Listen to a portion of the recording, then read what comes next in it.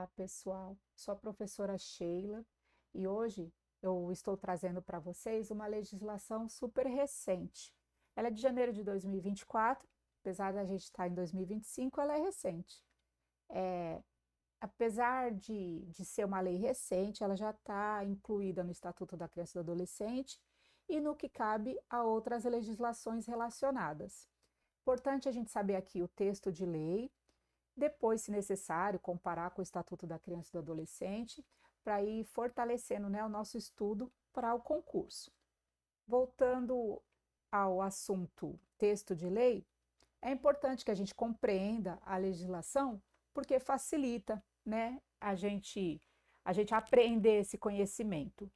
E é importante também voltar a retomar a leitura da lei para que a gente não confunda na hora que for responder lá a nossa prova, é, o texto da lei, ou que esqueça uma coisa ou outra, uma pegadinha ou outra que sempre tem em concurso, e faz com que a gente se confunda e responda errado. Então é importante, apesar de ouvir aqui, né, a descrição que eu vou fazer da legislação, é importante também dar uma lida no texto da lei. Tudo bem? Então vamos lá. Essa é a lei número 14.811, de 12 de janeiro de 2024. Ela trata medida de proteção à criança e ao adolescente contra a violência nos estabelecimentos educacionais ou similares. E também prevê a Política Nacional de Prevenção e Combate ao Abuso e Exploração Sexual.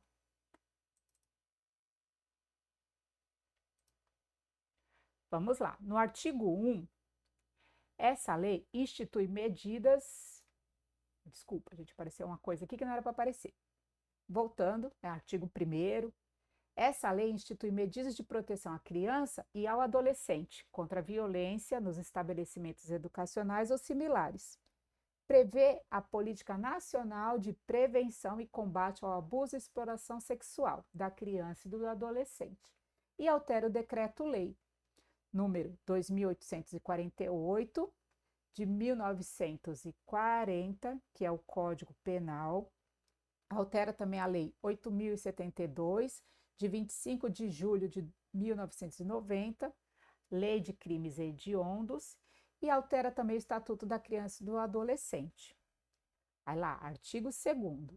As medidas de prevenção e combate à violência contra a criança e o adolescente em estabelecimentos educacionais ou similares, públicos ou privados, devem ser implementadas pelo Poder Executivo Municipal e do Distrito Federal, em cooperação federativa com os estados e a União.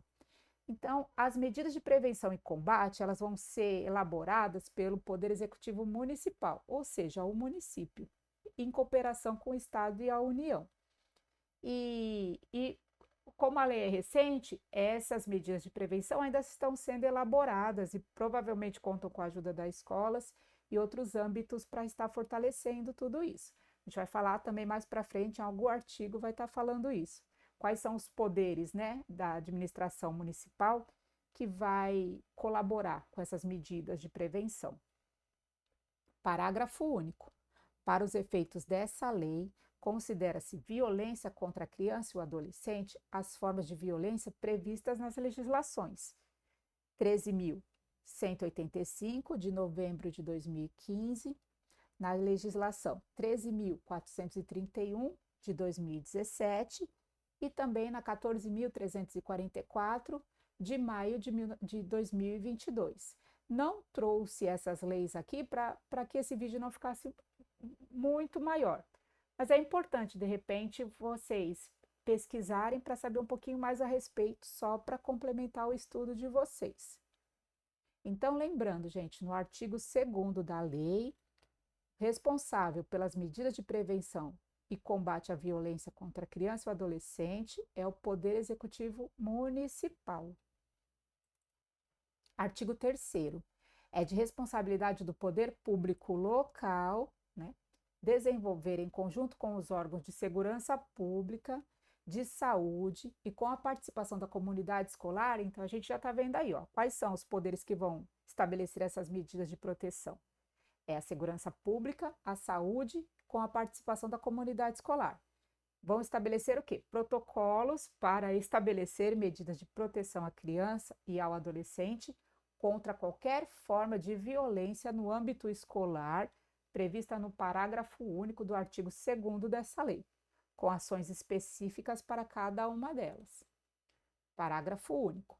Os protocolos de medida de proteção à violência contra a criança e o adolescente nos estabelecimentos educacionais ou similares, públicos ou privados, deverão prever a capacitação continuada do corpo docente, integrada à informação da comunidade escolar e da vizinhança em torno do estabelecimento escolar. Então, haverá capacitação continuada do corpo docente para lidar com as questões de violência ou interação com essas crianças e adolescentes, integrando a informação à comunidade escolar. E o entorno da escola também vai ter que estar ciente dessas medidas, né? Artigo 4º. A Política Nacional de Prevenção e Combate ao Abuso e à Exploração Sexual da Criança e do Adolescente será elaborada no âmbito de conferência nacional a ser organizada e executada pelo órgão federal competente e deverá observar os seguintes objetivos. Esse artigo 4º aqui é importante a gente prestar atenção ao que está escrito na legislação com relação aos objetivos, porque muitas vezes é isso que cai no concurso, o texto de lei. Então, vamos lá. Número 1. Aprimorar a gestão das ações de prevenção e de combate ao abuso e à exploração sexual da criança e do adolescente. 2. Contribuir para fortalecer as redes de proteção e de combate ao abuso e à exploração sexual da criança e do adolescente. 3. Promover a produção de conhecimento, a pesquisa e a avaliação dos resultados das políticas de prevenção e de combate ao abuso e à exploração sexual da criança e do adolescente. 4. Esse texto também dessa lei é importante vocês entenderem, porque muitas vezes cai em forma de pegadinha. Daqui a pouco vocês vão entender por quê. Garantir o atendimento especializado em rede da criança e do adolescente em situação de exploração sexual, bem como de suas famílias. Então, aqui está falando que esse atendimento especializado vai ser garantido para a criança, o adolescente e a sua família, né? Que é aquele contexto que fala em algum momento da lei, que agora eu não lembro se eu já falei ou se vou falar mais para frente, que é o quê? A criança que sofre o abuso ou o adolescente, eles querem entender todo o contexto familiar ou local para saber o que levou a essa criança sofrer esse abuso ou essa exploração. Então, o atendimento especializado não é só para a criança e o adolescente, é para a família também. E é em rede. Em rede quer dizer o quê? Que é o poder público, de segurança pública, da saúde e a escola. Então, quando fala em rede, acredito que é nesse contexto, e o atendimento se expande também para a família. Às vezes, nos concursos, eles colocam que é só uma coisa ou outra, né? Então, fiquem atentos a esse texto de lei. 5. Estabelecer espaços democráticos para participação e controle social, priorizando os conselhos de direitos da criança e do adolescente. Ainda sobre o artigo 4º. Parágrafo 1º. As políticas públicas de prevenção e de combate ao abuso e à exploração sexual da criança e do adolescente não se restringem às vítimas e devem considerar o contexto social amplo das famílias e das comunidades. É aquilo que a gente falou mais acima. Então, não é só a criança ou o adolescente que vai ser atendido, né? É todo o contexto social e familiar daquela criança. Parágrafo 2º. A Política Nacional de Prevenção e Combate ao Abuso e à Exploração Sexual da Criança e do Adolescente, considerada a sua transversalidade, deverá prever capacitação continuada de todos os agentes públicos que atuam com crianças e adolescentes em situação de violência sexual. Então, né, a partir do momento que elaboraram essa legislação, eles vão estar prevendo ações e outras questões relacionadas a como a gente observar e tratar essa questão da criança e do adolescente em situação de violência sexual, entre outras, tá? Terceiro, A Política Nacional de Prevenção e Combate ao Abuso e Exploração Sexual da Criança e do Adolescente será detalhada em um plano nacional, reavaliada a cada 10 anos, a contar de sua elaboração, com indicação das ações estratégicas, das metas, das prioridades e dos indicadores e com definição das formas de financiamento e gestão das políticas de prevenção e de combate ao abuso e à exploração sexual da criança e do adolescente.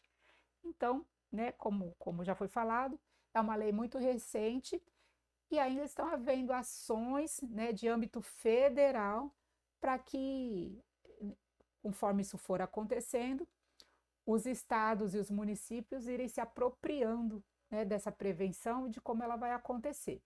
E aí, como está aqui, ó, ela será reavaliada a cada 10 anos. Importante essa informação também.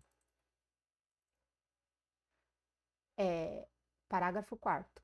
Os Conselhos de Direito da Criança e do Adolescente, organizações da sociedade civil e representantes do Ministério Público realizarão, em conjunto com o Poder Público, em intervalo de 3 anos, avaliações periódicas da implementação dos planos de prevenção e combate ao abuso e exploração sexual da criança e do adolescente, a serem definidas em regulamento, com o objetivo de verificar o cumprimento das metas estabelecidas e de elaborar recomendações aos gestores e aos operadores das políticas públicas. Quinto, haverá ampla divulgação do conteúdo do Plano Nacional de Prevenção e Combate ao Abuso e Exploração Sexual da Criança e do Adolescente. Artigo 5º. Os artigos 121 e 122 do Decreto-Lei 2.848, que é o Código Penal, passam a vigorar as seguintes alterações. Aí aparece aqui, ó, 2/3 se o crime for praticado em instituição de educação básica, pública ou privada. Ou seja, alterou lá no Código Penal o tempo de pena que a pessoa irá sofrer se o crime for praticado dentro de uma escola ou de um centro recreativo ou alguma coisa assim, mas principalmente de educação básica. Aumento da pena em 2/3. Aí no artigo 122 a mudança é o quê? Aplica-se a pena em dobro se o autor é líder, coordenador ou administrador de grupo, de comunidade ou de rede virtual, ou por estes é responsável. Então, a pessoa que responde, que é responsável por aquele ambiente onde a criança ou adolescente sofreu o tipo de abuso, ela responde criminalmente. Artigo 6º. O Decreto-Lei 2.848, de 1940, passa a vigorar acrescido do seguinte artigo. Aí, 146A, que é a questão da intimidação sistemática, que é o bullying. Tem uma outra legislação também sobre o bullying, que depois eu vou estar publicando aqui um vídeo falando dessa legislação. Ela tem bastante coisa importante também para a gente saber. Então, esse decreto vai ser acrescido desse artigo 146A, que fala o quê? Intimidar sistematicamente, individualmente ou em grupo, mediante violência física ou psicológica, uma ou mais pessoas de modo intencional e repetitivo, sem motivação evidente, por meio de atos de intimidação, de humilhação ou de discriminação ou de ações verbais, morais, sexuais, sociais, psicológicas, físicas, materiais ou virtuais. A pena multa, e se a conduta não constituir crime mais grave, se a conduta não constituir crime mais grave. Então, assim, vai ficar no campo da multa se não for uma coisa muito grave. E aí tá falando do bullying de forma mais física e pessoal.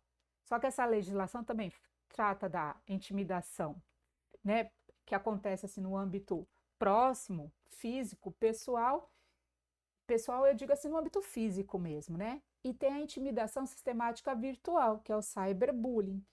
É importante decorar, pessoal, o que fala nessas legislações de bullying também, que ela tem caído muito em concurso e é um assunto que está muito em evidência, né? Então, com relação à intimidação sistemática virtual, cyberbullying, o parágrafo único é: se a conduta é realizada por meio da rede de computadores, de rede social, de aplicativos de jogos online ou por qualquer outro meio ou ambiente digital ou transmitida em tempo real.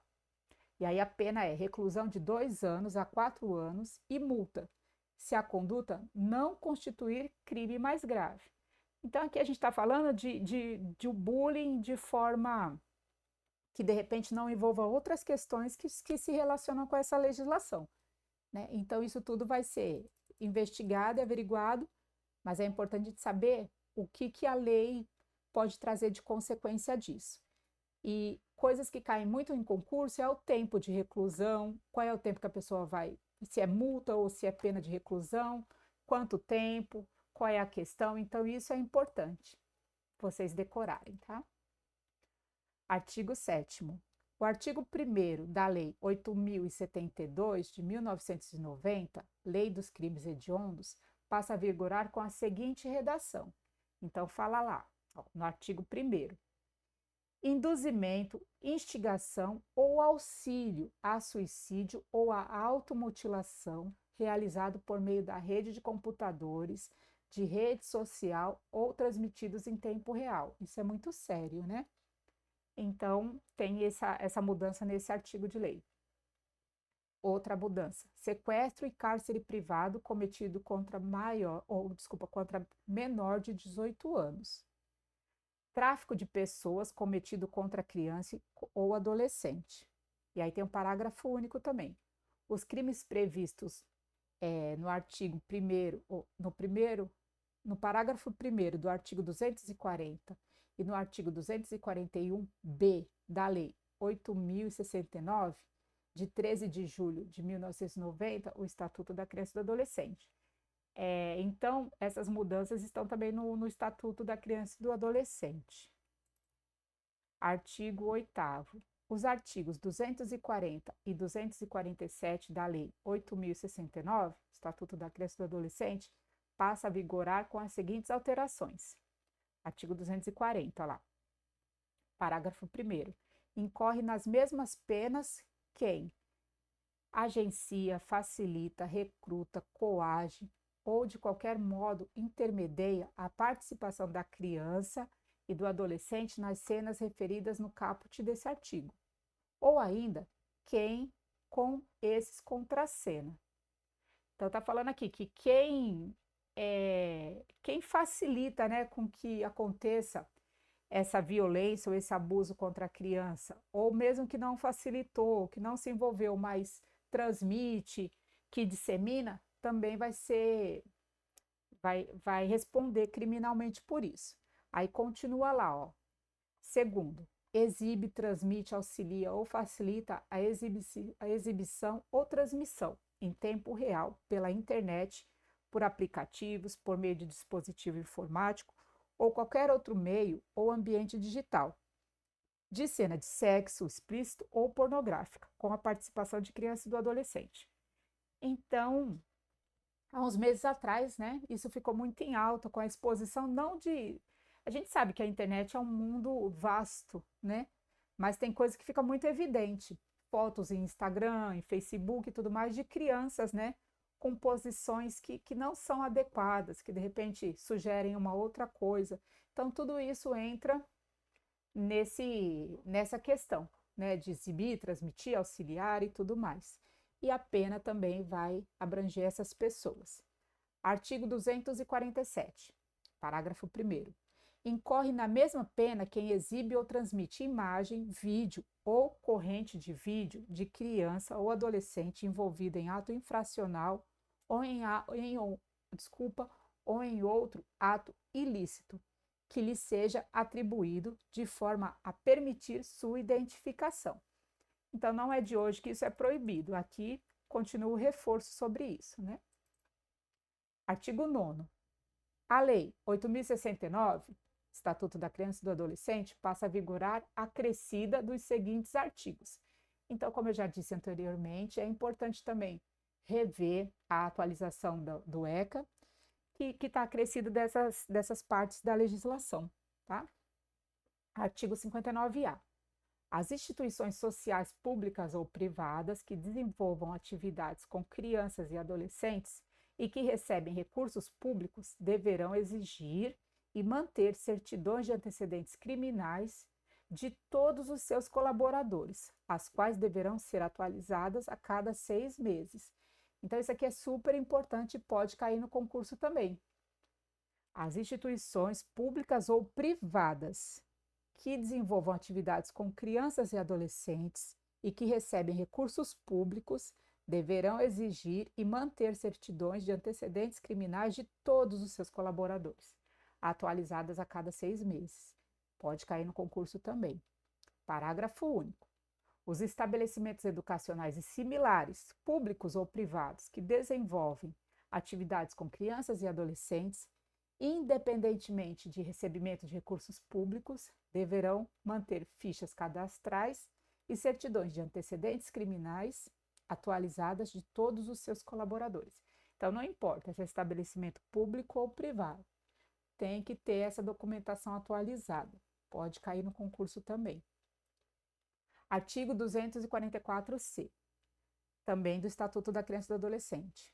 Deixar o pai, a mãe ou responsável legal, de forma dolosa, né, sabendo o que está fazendo, de comunicar à autoridade pública o desaparecimento de criança ou de adolescente. Então, as pessoas que estão envolvidas nesses artigos aí, elas podem ter pena de reclusão de 2 a 4 anos e multa. Então, é importante ficar atento a isso, né? Desse artigo 244. Artigo 10º. A lei entra em vigor na data de sua publicação. Então, pode ser que com o tempo mude alguma coisa com relação a essa legislação, se complemente mais, né? Mas é importante reconhecer o que ela fala, conhecer o texto da lei, para ter segurança de responder as suas questões na prova. Eu vou deixar o PDF com esses artigos aqui no vídeo, para vocês terem, para vocês estudarem por ele, ou mesmo pegar a lei na íntegra na internet, mas aqui ela está bem completa também, e está mais fácil, né, de estudar e de pegar direitinho. Mas é importante também responder questões.